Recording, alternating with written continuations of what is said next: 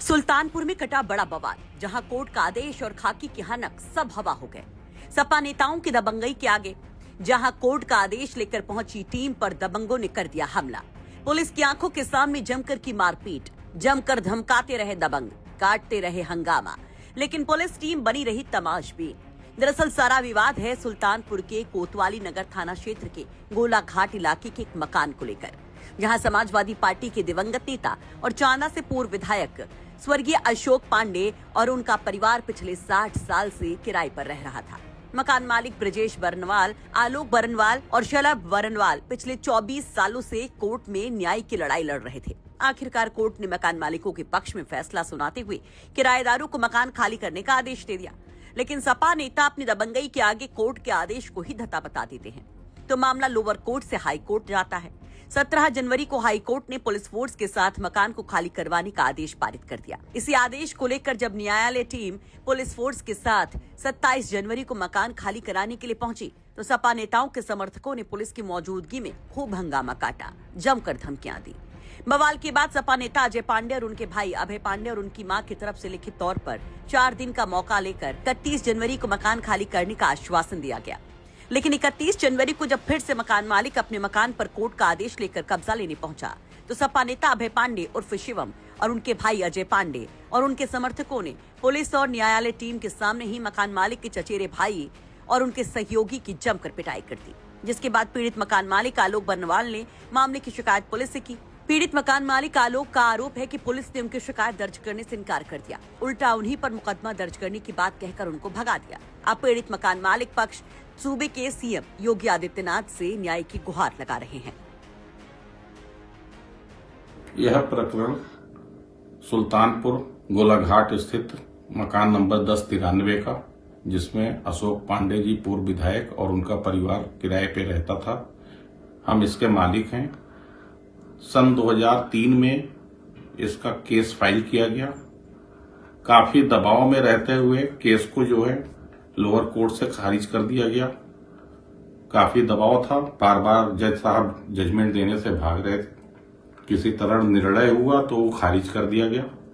फिर 2021 में अपर जज के यहाँ से हमारा केस अलाउ हुआ, खाली कराने का आदेश हुआ, जिसके एवज में विपक्षी पार्टी शिवम पांडे और अजय पांडे और अभय पांडे जी, ये लोग हाई कोर्ट में केस को लेके गए, जहां पे हमारा केस सन 2021 में 2025 में निर्णय हुआ और वहां से खाली करने का इनको आदेश दिया गया।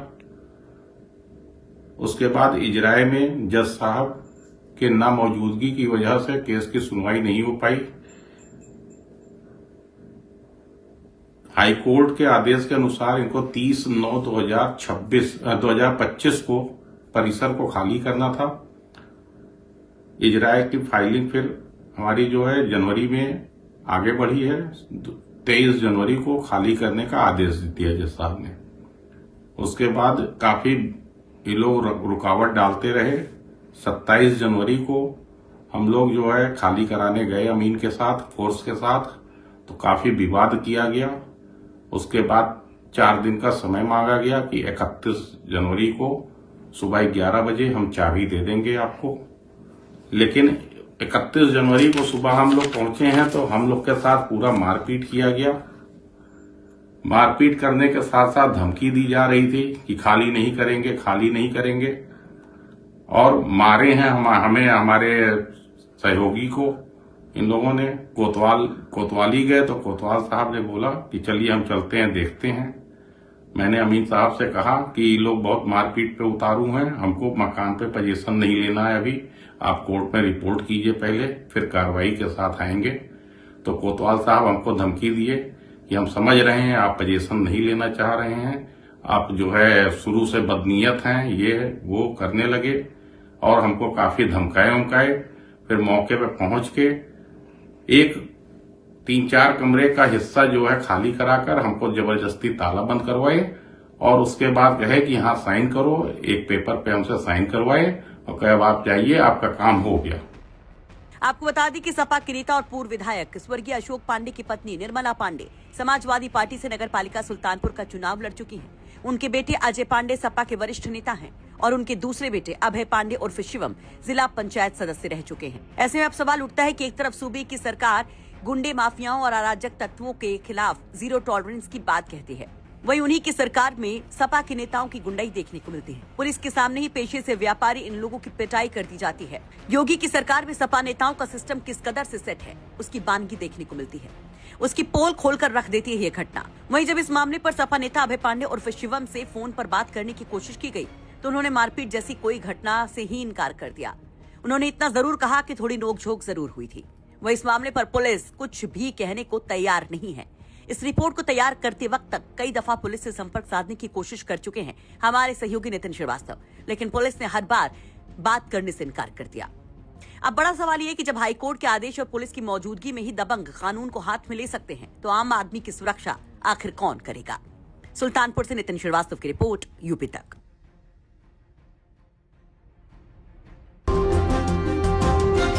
आपके संबंध मीट व्यापारियों से हैं, बीफ व्यापारियों से हैं, जो भैंस का बकरे का व्यापार करते हैं। आप उनके साथ अल्दुआ कंपनी में डायरेक्टर रह चुके हैं और आप हिंदुओं की बात कर लें, आप शाहरुख खान को गद्दार कर लें, लेकिन आपके संबंध देखिए मेरी जानकारी में कुरैशी जैसे मेरी पूरी जानकारी में है।